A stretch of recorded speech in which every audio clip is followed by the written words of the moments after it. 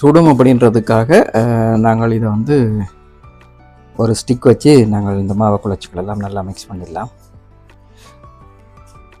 இந்த மாம்பழ புட்டு, பிலாப்பழ புட்டு, வாழைப்பழ புட்டு, பனங்காய் புட்டு இதுகளெல்லாம் செய்கிறதுக்கு வந்து சிகப்பரிசி மாவு வந்து சேர்க்கக்கூடாது. ரெட் ரைஸ் ஃபுல்லாக சேர்த்தோம்னா அதோட கலர் வந்து எங்களுக்கு அழகாக கிடைக்காது. அதுக்காக நாங்கள் ஒயிட் ரைஸ் தான் நாங்கள் சேர்க்கணும். ஒயிட் ரைஸ் ஃபுல்லாக தான் வந்து நல்லாயிருக்கும். அல்லது போனால் கோதுமை மாவு, அவிச்ச கோதுமை மாவு சேர்க்கணும். சரி, இதுக்கு வந்து நாங்கள் ஒரேதான் மாவையும் கொட்டிட முடியாது, அதே நேரம் இந்த மாம்பழ பானியையும் ஒரேதான் சேர்க்க முடியாது. எல்லாத்தையும் கொஞ்சம் கொஞ்சமாக சேர்த்து தேவைக்கேற்ப நாங்கள் இதை கலந்து புட்டுமா பதத்துக்கு இதை எடுக்க வேணும். அதுதான் இதில் இருக்கிற மிக முக்கியமான வேலை. சரி, இப்போ நாங்கள் கையால் எல்லாத்தையும் நல்லா கலந்து மிக்ஸ் பண்ணிக்கொள்வோம்.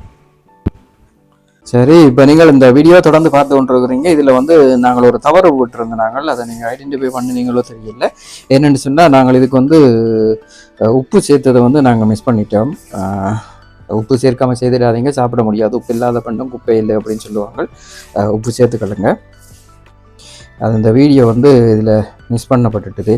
சும்மா நடிக்க முடியாது, உப்பு போடுற மாதிரி அதுக்கு பிறகு நடிக்க முடியாது. ஆகவே அதை வந்து ஸ்கிப் பண்ணிகிட்டே நாங்கள் காட்டுறோம், பார்த்துக்கொள்ளுங்க. ஆனால் கட்டாயம் உப்பு சேர்த்துக்கணும்.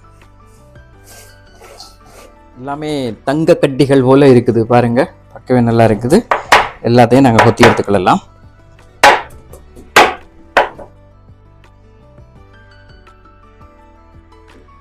சரி, இப்போ வந்து தண்ணி கொதிச்சு கொண்டிருக்குது.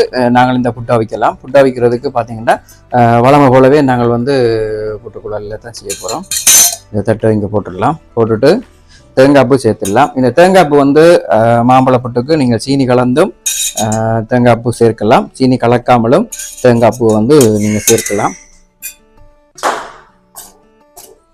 தேங்காய்ப்பூ சேர்த்துட்டு புட்டு மாவை இதோட சேர்க்கலாம்.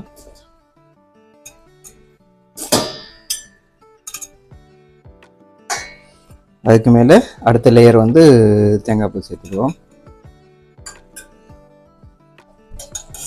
இந்த மாம்பழ புட்டு கறி போட்டு சாப்பிட்றது இல்லை, இது வந்து தேங்காய்ப்பூ சீனியோட தான் சாப்பிட்றது. ஆகவே நீங்கள் வந்து இதுக்கு சீனியும் சேர்த்து இதை நீங்கள் போட்டுக்கொள்ளலாம்.